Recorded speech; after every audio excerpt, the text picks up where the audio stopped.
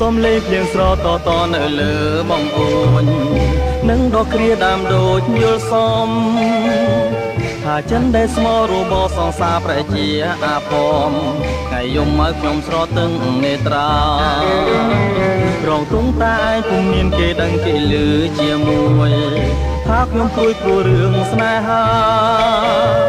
មុនពេលនឹងព្រាត់អូនបាន5ម៉ោងមួយម៉ាត់មកថាព្រាត់គ្នាមិនដឹងថ្ងៃណាជួបឡើយអូទាំងភ្លៀងតាគូខ្ញុំប្រទៅណា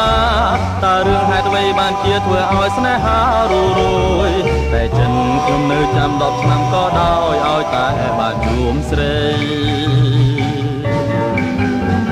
ធ្វើមិនដេចទៅអីលើបើគេគ្មានក្តីអាណិតគេក្រឡាចិត្តជាពីបីលៀងអើយស្រមអ្នកមេត្តាប្រាប់ខ្ញុំមួយម៉ាត់យ៉ាងខ្លីសោះខ្ញុំក្រៀមក្រមរីរៃអរ៉ា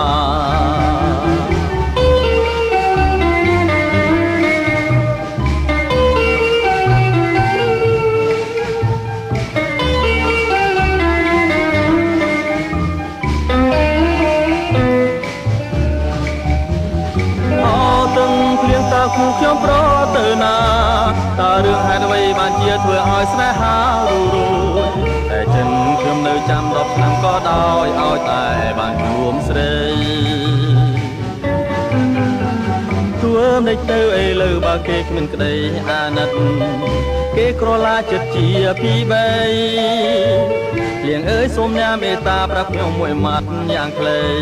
សោះខ្ញុំគ្រាមក្រមរីរៃអរ៉ាអូ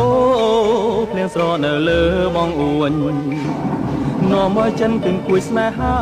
អូភ្លៀងស្រនៅលើបងអួននាំមកចិនគឹងគួយស្នេហាអូភ្លៀងស្រនៅលើបង